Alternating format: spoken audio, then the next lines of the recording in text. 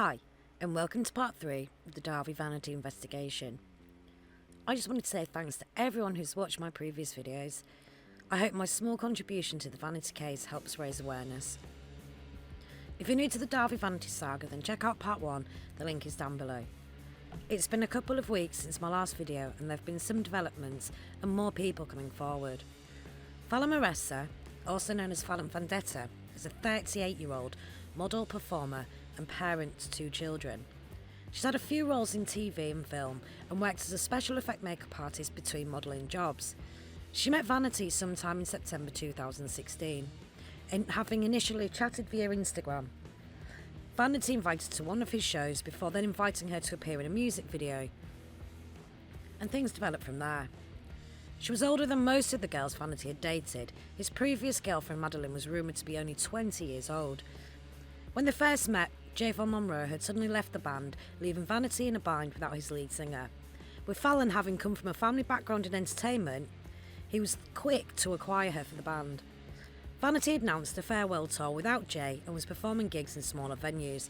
Fallon would join him on tour and be eye candy for the audience, parading around in skimpy outfits on stage, before progressing to become the new lead singer. Then Vanity rebranded himself as Kawaii Monster and they began producing music under his new moniker. Fallon had remained silent about Vanity until she appeared on Have a Seat with Hanson to discuss her relationship with him, and this is where it gets a little icky for Fallon. Based upon their social media accounts, they dated for around 2 years and got engaged after a year of dating. Vanity even moved into Fallon's Pennsylvania home with the 2 children, although between touring, working on the band and travelling, she spent little time with the family. Fallon seemed to prefer the narrative that they were barely a couple and more like roommates, but the social media tells a different story. Of course, there is the glaringly obvious question: how could Fallon date a guy like Vanity who has a list of allegations of misconduct with underage girls? Did you have any idea when you were working with Dahvie Vanity that he was involved in the grooming and alleged sexual assault of dozens and dozens, if not hundreds? No, it's the most upsetting part about this to me is I didn't have any history of blood on the dance floor. I didn't know who Dahvie was. As we had started working together, there were some things that had come up. The first thing came up because a photographer friend of mine, he was a wonderful photographer.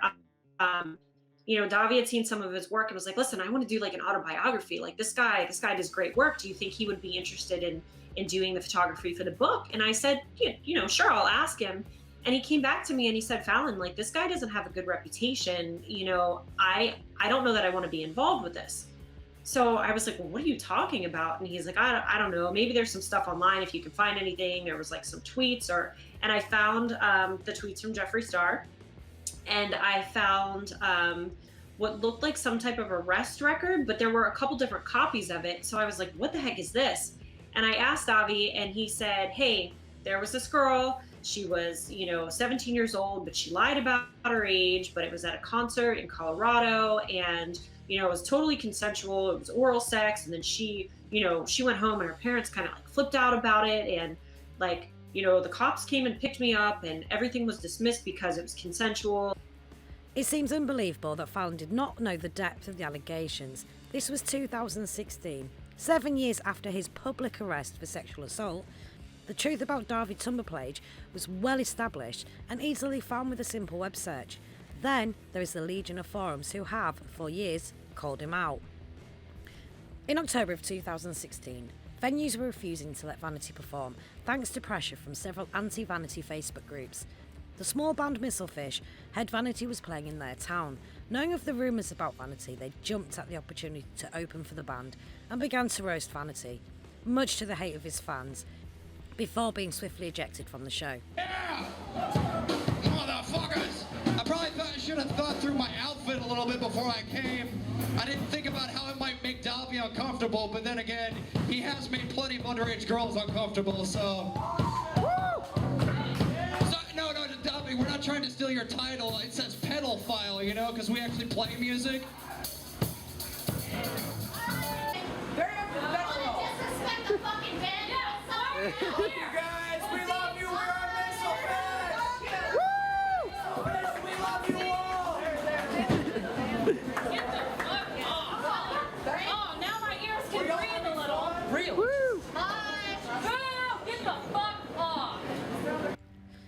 Even YouTubers like GATG's Stoutmeister have been making videos on Vanity way before everyone else.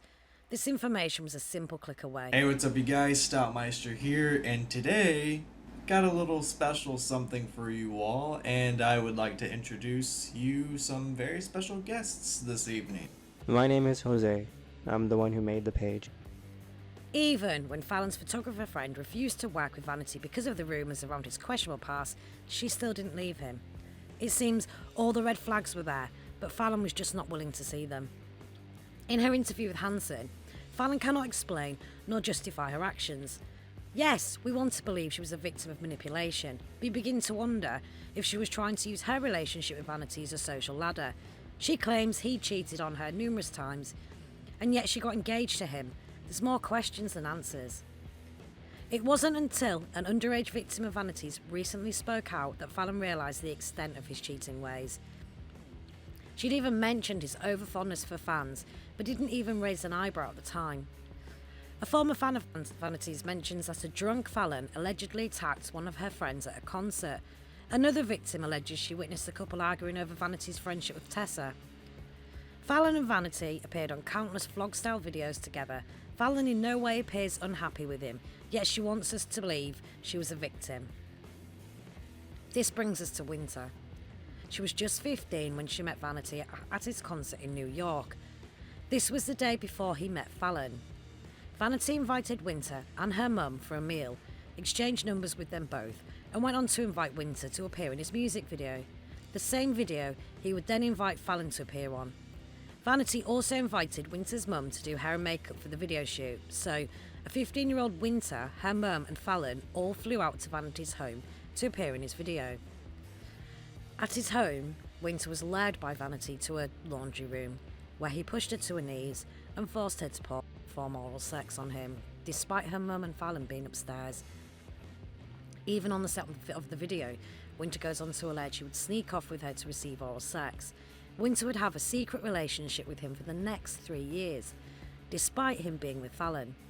Winter's account shows how Vanity was able to fool her into believing they had a relationship, despite them never having any type of reciprocal sexual relationship. Winter confessed she only ever gave him oral sex and shared explicit images.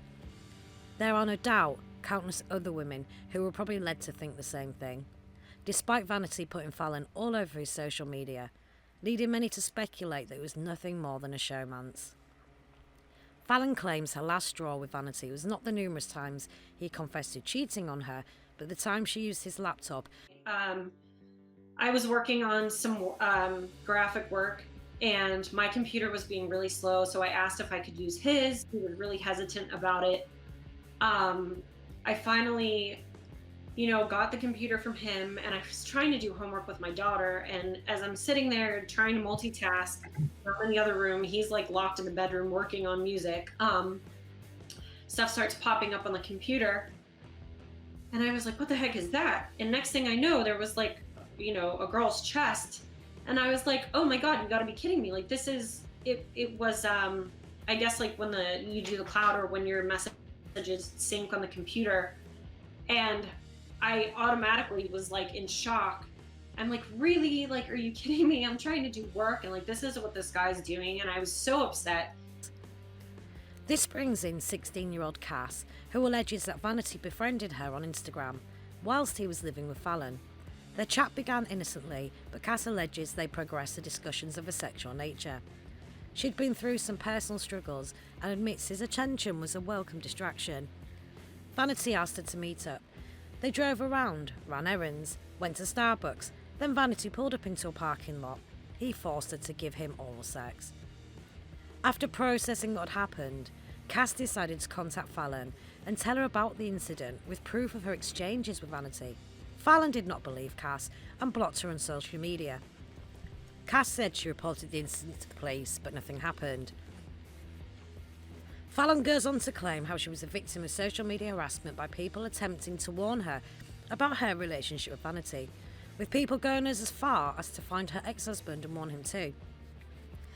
She received ridicule and personal attacks from Vanity/Gash terror crew for dating him. She said that all the hate began to affect her work, and she was losing jobs because of being with him.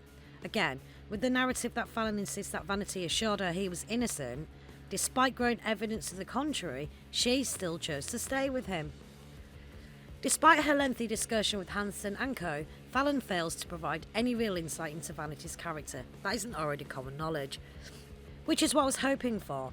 Instead, I was left wondering why on earth she put up with him if he treated her so poorly, when she received so much hate for being with him. He was fooling around with other women right under her nose, no pun intended. YouTuber Social Repose, aka Richie Guys, decided to upload a video responding to his time on tour with Blood on the Dance Floor. He's notorious for milking any drama. He made a ton of videos about cheating on his ex-girlfriend, and most disturbingly, several about one of his fans who suffered mental health issues. The long tour he claims he did with Blood on the Dance Floor lasted all of 6 weeks, and according to Richie, cost him $4,000 to be on, and was sabotaged by Vanity, who he alleges would purposely come out during Richie's fan meets and steal all the attention. Which is the opposite of what he said back in 2014, where he classed Vanity as his friend. His video provided no noteworthy information. He was just trying to jump on the clickbait train, and dressed up in his full costume, it felt like he was mocking the victims in this case. It seemed a touch disrespectful when discussing serious issues. A former Vanity fan uploaded an insightful narrative of her friendship with him, beginning when she was 12. Interestingly, she was not a victim of sexual assault by Vanity, and was able to provide some really interesting information. Like most, she was a big fan of the band and would attend the shows. She formed a friendship with Vanity to the point where they would converse via social media, and he would provide her VIP tickets when she attended his concerts. She was besotted by Vanity, even asking him to attend her graduation, which he did not. She was so crazy about Vanity that she was saving her virginity for him. However, despite her interactions with him, he never made an advance on her. She does make a point. She noticed he was very specific about the girls he went with. They had to be seen or alternative looking and very pretty. She also pointed out that she noticed Vanity would use the girls' bathrooms at venues repeatedly. One encounter, when 18, she made a pass at Vanity. I asked him if I can get a goodbye kiss because, I was getting ready to leave, the venue was closing down, and he was with a group of people. And he looks at them and then looks at me, and he's clearly drunk. To clarify, he basically said if he ended up kissing everyone that night and he kissed me, he was afraid that I would end up with herpes. Fuck, a simple no would have done justice, you know what I mean? And I come out of the venue, just pretend this is the side of the venue, and then here's the back exit of the venue. This is where usually the musicians would sneak away out, stuff like that. So I hear this door open, and here's me crying my eyes out, and here's the back door of the venue. So I'm clearly distraught, crying a little bit, and I hear the back door open. So I peek my head out from around the corner, and it's Dahvie. He is with 2 young girls, not 1, but 2. He had 2. And I was like, well, fuck. That's why he didn't want to kiss me. Or, thinking things like that. He already had 2 girls for the night. Probably more during and before, but right now, I've seen 2. So, and of course, these 2 girls are, quote-unquote, pastel goths or something. One of them had, a really long wig on and, platforms. Looked very cute, had, a mini skirt on. And the other one, she was dressed kind of similar. And then he sees me looking at him and these 2 girls. He looks me dead ass in the eye. And then turns to one of them, kisses her right in front of me, and then says, "Go wait in the car for me." Showing that Mr. Vanity is not the sweet guy he wants people to believe. That act alone was pure narcissism. The video alone is worth watching for the cringeworthy clips of Vanity trying to sing a cappella. Despite his behaviour, she attended his newly rebranded Kawaii Monster show. The once smitten fan soon saw the facade slip when his show had changed format, and was shocked when he urged the crowd to kneel to Satan, whilst Fallon poured fake blood over willing audience members. This is for Satan. This is for you, Satan. Sacrifice him. Sacrifice him. Oh yes. Oh yes. Sacrifice. Gone with blood on the dance floor's foam sprays and glitter, now Vanity was trying to emulate Marilyn Manson. When the disappointed fan left a comment on social media saying she didn't enjoy the show that much, he went and blocked her on every platform, and that was the end of that fan base. An account from a 17-year-old victim emerged, but this one had used a fake ID to get into the club where Vanity was playing. She confessed that she and her friends had only gone to mock him. She was drinking excessively and dancing along to the show when Vanity approached her from the stage and sang to her, then proceeded to spit on her. Other victims have recalled being spat on by Vanity. He has a habit of pouring drinks over the crowd, but it's not understood why he spits on the girls other than just pure disrespect. Being drunk, the victim doesn't even notice he's left a glob of spit on her top. As the show ends, she and friends go up to Vanity to meet him. He begins chatting to the girls, eventually taking the victim by the hand and leading her away to a back room in the venue. And he shoves my head down and he takes his dick out and he forces me to give him head. And I'm so drunk that I can't move, I can't do anything. And so he sticks his hand under my mouth and basically moves my head like that. And I'm on the verge of throwing up. I'm crying. I don't know what to do. But it felt like it went on forever. And then at one point, he lifts my head up and he said, "Does it taste good?" And he shoves it right back down, bro. Oh my god. The girl is drunk and in no position to consent. She is scared and freaked out and manages to run out. Trying to find the exit, she asks some of Vanity's nearby tour staff, who don't help her but instead ridicule her. When she locates her friends outside, Vanity casually approaches them and is friendly, acting as if nothing had happened. The biggest revelation was from Ash Costello, the lead singer of New Year's Day, who toured with Vanity and alleges he tried to strangle her one time while she was getting ready backstage. Vanity had a mask on and had crept up on Ash and then put his hands around her neck. Ash confesses she genuinely feared for her life and was unable to even let out a scream. When confronted, Vanity says it was nothing more than a Halloween prank. Costello also revealed that she handed a USB drive containing evidence of Vanity having communications with a 16-year-old, alongside a compilation of victim accounts she had received following her public outing of Vanity's behaviour with her on tour. Amazingly, the police never pursued the complaint or reviewed the evidence, and the drive was destroyed 2 years later. It is beyond belief that the police never even investigated the accounts. This was way back in 2012. It has taken 8 years to bring the allegations back to the surface. Interestingly, Costello pointed out there were many more victims who couldn't provide statements because their parents didn't want to pursue the matter. The victim count is now estimated to be 50 victims. Costello's friend Mal Levy, an alleged victim of Vanity and former Blood on the Dance Floor merch girl, has become the self-nominated victim liaison and is working hard to get these accounts to the police and FBI. It is clearly disturbing that Vanity has quite the portfolio of alleged victims and is still active on social media. He's just announced the release of a single featuring Sammy Bear, who is a brave soul to be releasing music with him right now. I hope she's prepared for the backlash. He's even promoting a new album and his clothing line. He has 125,000 followers on Instagram alone.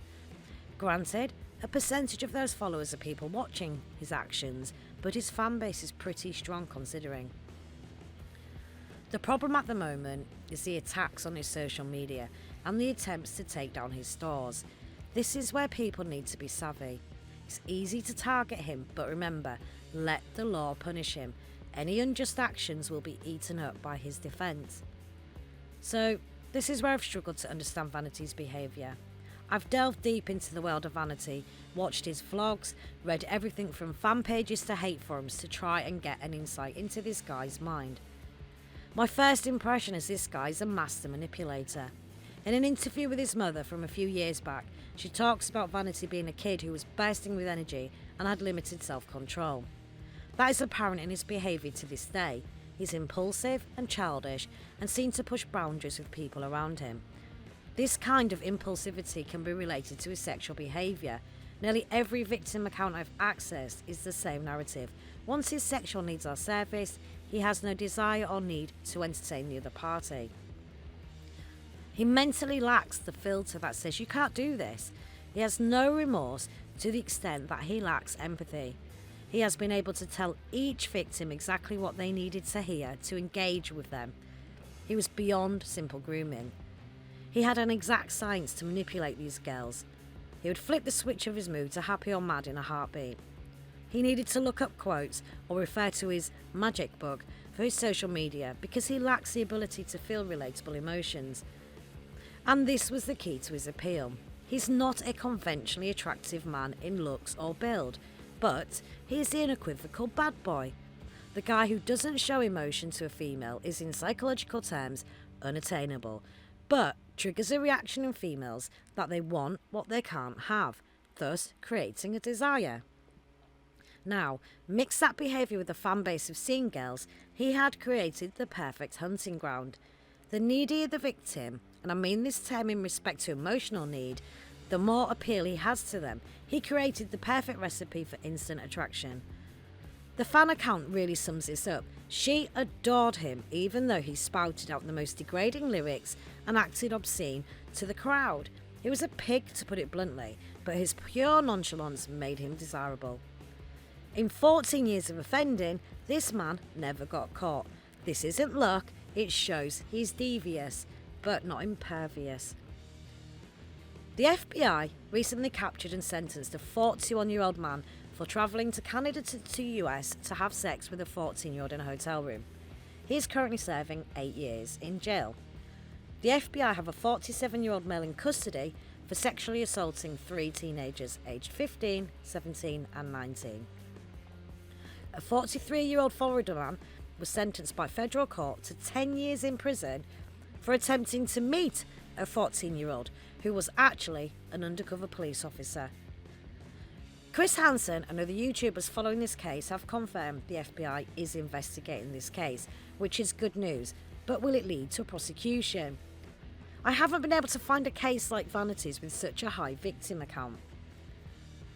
Singer R. Kelly, who has allegedly had a thing for teenage girls since his 20s, he's 52 now and currently in jail awaiting trial for sexual assault charges.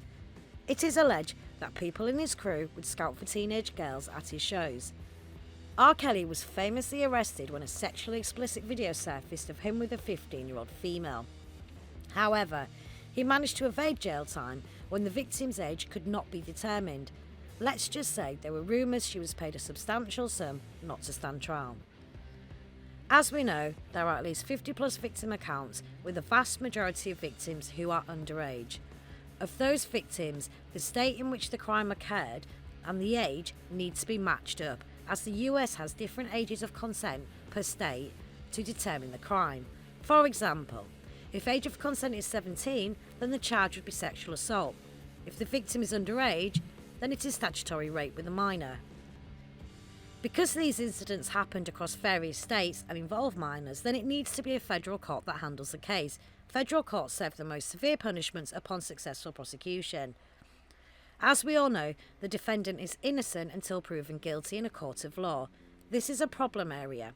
You would think, with a substantial list of victim testimonies, this would be an open and shut case. But lawyers would not be wealthy if it were that easy. To bring a case to court, there needs to be evidence, or to better put it, proof beyond reasonable doubt. So, a victim statement of an allegation isn't necessarily enough to get a conviction. Supplementary evidence is needed. And this is why so many sexual assault cases fail to make it to court, because most sexual assaults occur in private. In some instances, the assault is reported straight away. A rape kit is conducted, and this goes towards providing more evidence, but it's not always enough to prove beyond reasonable doubt. The 2009 incident with Vanity at the Denver concert proved the inefficiency of evidence versus statement. The victim alleges that Vanity forced her to give him oral sex. At 17, this was a sexual assault, and after reporting the incident straight away to the police and being taken for a rape kit, no charges were made. The victim had rinsed her mouth following the attack, meaning there was no physical evidence available for a rape kit. In fact, it would be fair to say the laissez-faire attitude of the police force did not help the case, but without access to the details, this is purely speculation. Law enforcement has been under scrutiny for years because of the major failings of bringing sexual assault charges to court. This goes all the way down to police officers failing to investigate a claim, to all the way to the prosecutors who can refuse to bring the case to court. The problem with Vanity's conduct is going to be evidence. He was sly enough to engage with many of the victims following the alleged assaults. Mal Levy went on to work as his merch girl following an alleged sexual assault when she was just 15. Megan Hood was left injured after her alleged sexual assault by Vanity, but still flew out to see him again. A 13-year-old was sexually assaulted, then arranged to meet him again. The second time the alleged assault became more forceful. Canadian radio host and media personality Jean Ghomeshi was charged with the sexual assault of several women, some he had dated. He had over 20 accusations, some included acts of violence. Ghomeshi denied all the allegations. He hired a top defence lawyer. The problem with the case was the inability to prove beyond reasonable doubt. Although the judge declared there were indications that he was guilty, the major problem was the fact the victims had continued to see him following the incidents. In fact, evidence to defend Ghomeshi came in the form of emails, texts, and illicit images the women had exchanged with him following their alleged assaults. The victims had been gaslighted by Ghomeshi. His behaviour was such that female journalism students were being warned not to accept internships at Gomeshi's radio station because of the rumours about his behaviour. Many victims refused to report for him for fear of losing their jobs. The allegations dated back from 2007 to 2014. Ghomeshi was taken to court in 2016. When approached by the media investigating the story, only a few victims spoke to the press. Many hid their identity. The ones who had gone public had their interviews scrutinised in court. Ghomeshi escaped jail, but his case caused controversy as it highlighted the major flaws in the justice system when prosecuting sexual assault cases. Vanity's case differs in the fact he has allegations of statutory rape with minors, a far more serious charge with harsher punishments, but again, it's proven beyond reasonable doubt these events occurred. With the FBI involvement, this may help provide strong enough evidence from just several of the victims to gain prosecution. This method was used to capture Harvey Weinstein. His victim count was in the region of 100 victims, but the testimony of 3 was enough to sentence him to 25 years in jail, with a further case pending in another state. However, recent accounts have shown that following the Colorado incident, Vanity's bodyguard began asking for ID of the fans going to meet up with Vanity. This may become very relevant in court.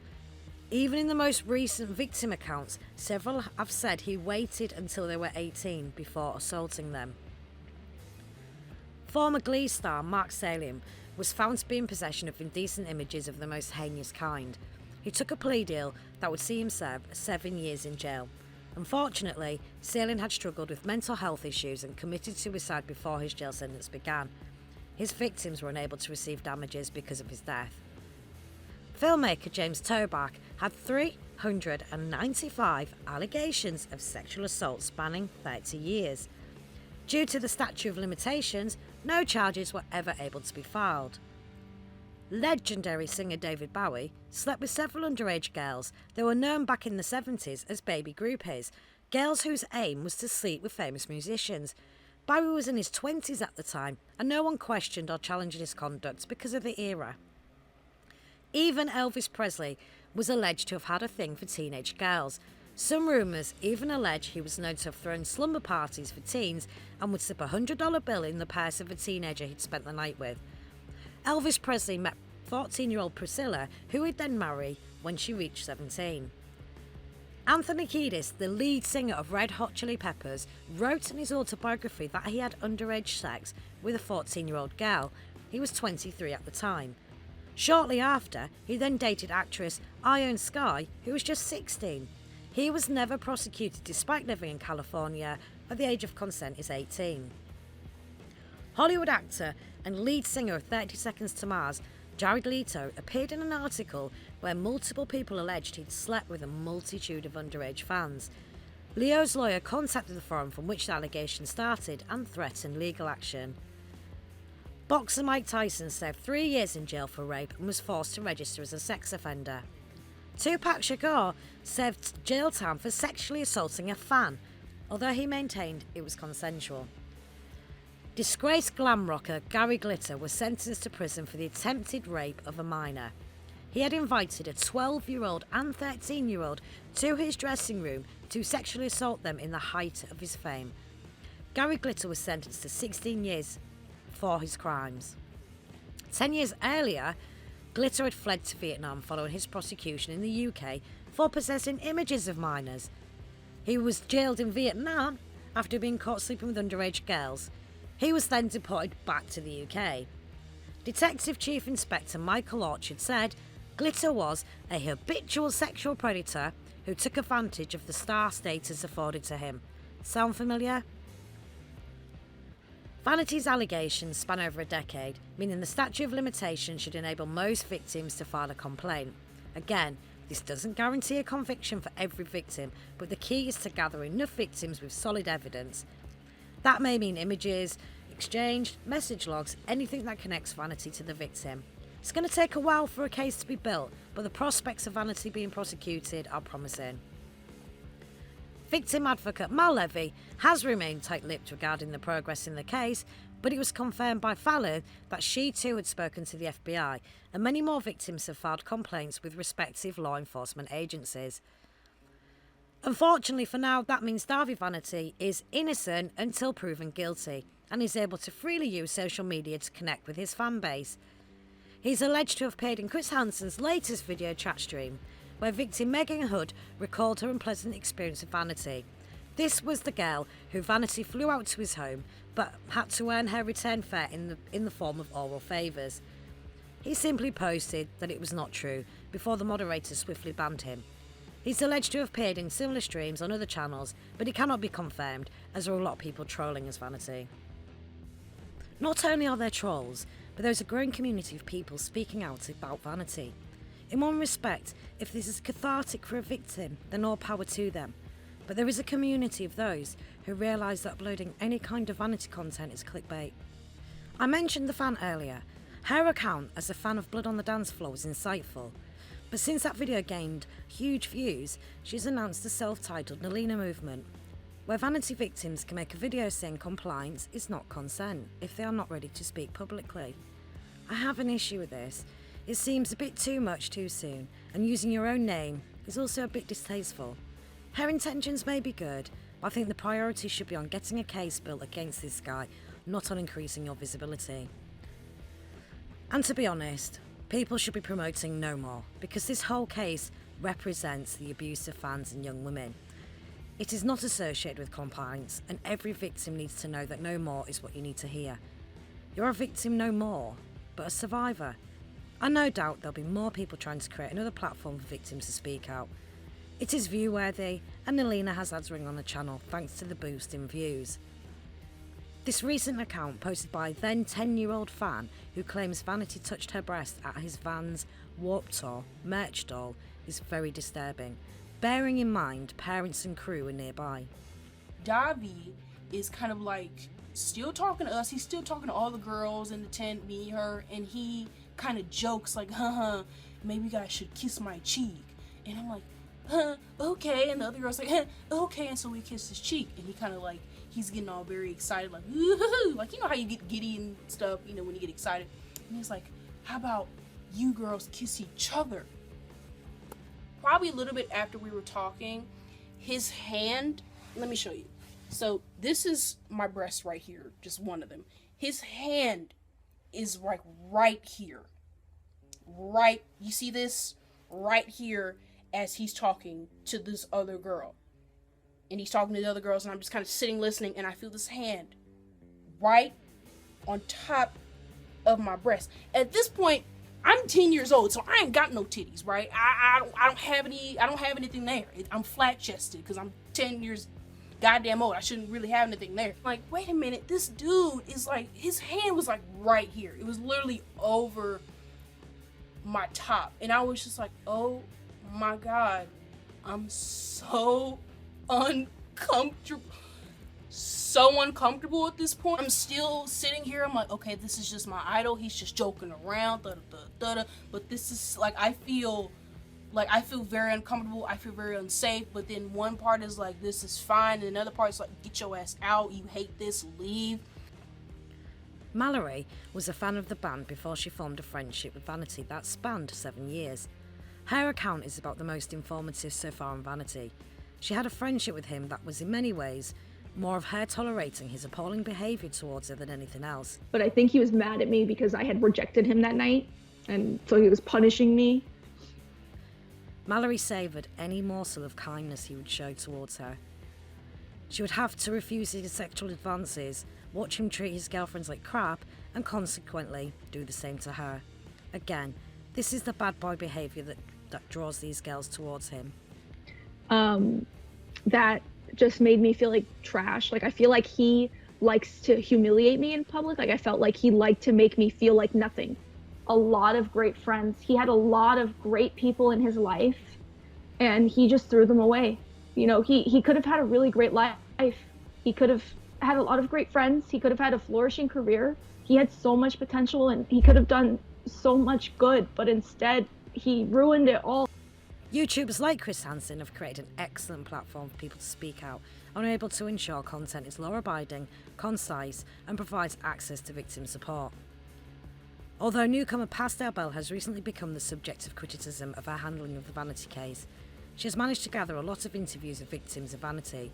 Although some have criticised her interview technique, particularly when she breaks down in tears when interviewing, many are concerned for her mental health. On the other side of the coin, Pastel posted a warning on social media threatening to release the names of people associated with Vanity. It was most likely meant with good intentions, but it left people thinking that Pastel was becoming too emotionally invested in the case. As Hansen is the only other person on YouTube interviewing victims, Pastel has put a lot of pressure upon herself. Interviewing victims is a minefield of emotions. With pending criminal investigations, now more than ever is the time to be cautious of what is discussed.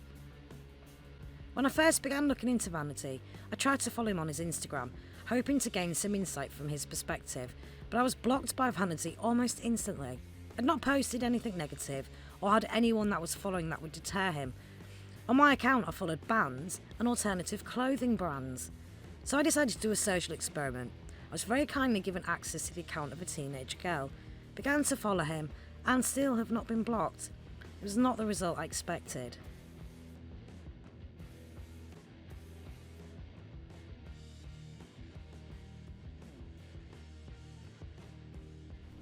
At this moment in time, if you've been a victim of Dahvie Vanity, then please file a report with the police or FBI.